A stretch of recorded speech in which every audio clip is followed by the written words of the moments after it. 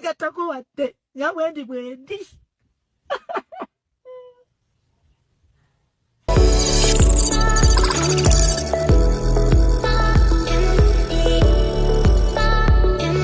Omanyi nalabye abamu abateekamu n'akajjanja. Nze banneeta amala emirundi nyendamu misinga nnyo.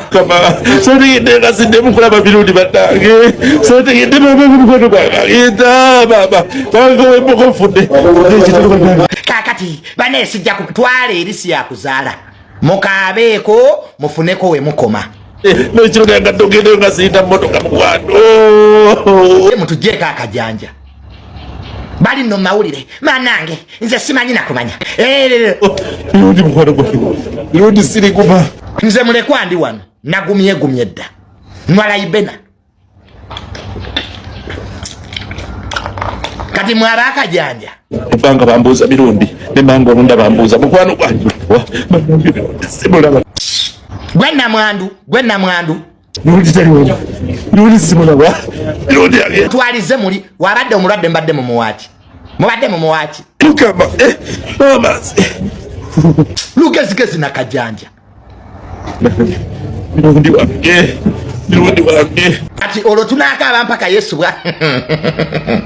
Ewaffe Buganda gyenva batukuzanga batuyigiriza nti bakodomibo oba ku buko abantu abali very special.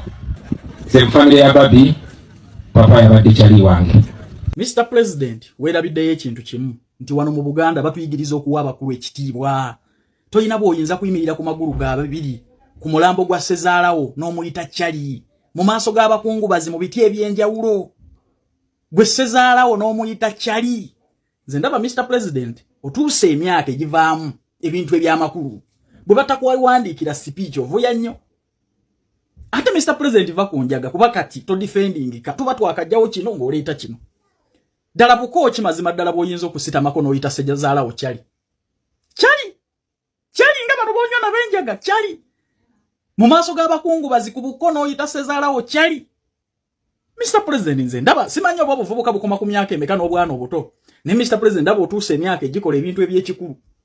Bw'ate bakuwandiikidde speech ba Lubongoyo buvuya oyogeza njaga. Kati ku buko ki gye bayita Ssezaalawo Chali ne bwe bazinga si Baganda. Otuli presentinze bubi.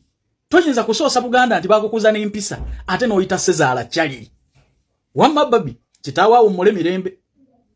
Omusajja olaba atuuse okuwemula ku buko kuyita kitaawo Chali gwali kuyita malaaya. Musajja lwana nnyo bw'omutwala mu lyabu ave ku njaga. Lubongoya bw'atawandiika speech avuya kati wuliriza oyagala bwa president ng'oyita Ssezaalawo Chali. Tuba tukusuubulamu eby'amakulu n'ebisobola okulambika eggwanga lino okulitwala mu maaso. Bwe batakuwandiikira speech oyogeza njaga owemuka nnyo. Tocha defending ka Mr. President. Tulwana nnyo okulaba nti tukudefendinga naye oluusi olema. Kati Ssezaalawo omulambo guli wali bakungubazi bali wali abantu bakusuubiramu eby'amakulu ng'ogamba nti Ssezaalawo wange abadde Chali wange. Ndi ako ka Chali. Osonze mulambo gwa Ssezaalawo n'oguyita ka Chali. Naye naawe alowooza nti oyajja kufuga eggwanga lino. Mutwe gugenda bakukebere bakusikaninga oyinza okuba oyinamu omuwumbo nga si bwongo. Ayagala ogenda ebweru okwepakasiza mukimanyi nti ebaffe abantu batambulirawo ku Starfever Uganda Limited sente z'oteekamu nga visa ekuli mu ngalo.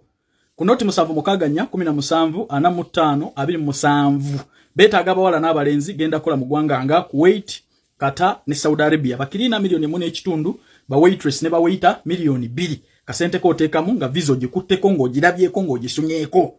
Babajjanja babasuza babaliisa ne vacation buli mwaka. Oba ku noti 7 nya noti nkaga 7 26 ero jja kuba bafuna butereevu. Naye fenga Abaganda tulwane nnyo okusomesa n'obuwangwa obulala ekitiibwa.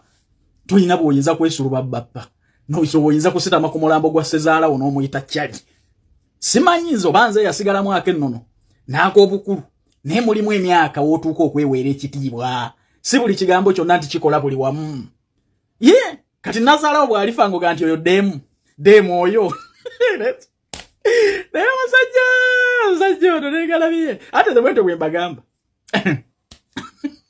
Kani mugenda kuyomba bisebo. Sinneegattako wadde nga bwendi.